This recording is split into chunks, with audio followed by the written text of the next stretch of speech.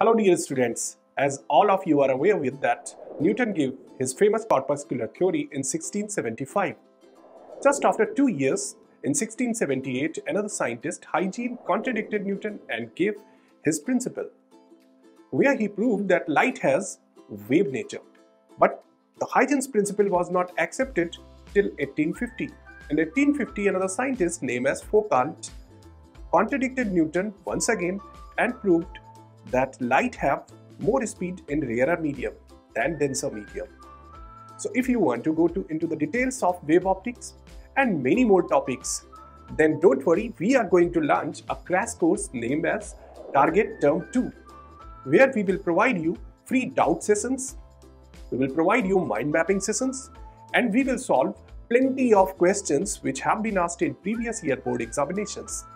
So what you are waiting for? Connect with us only at OLExpert.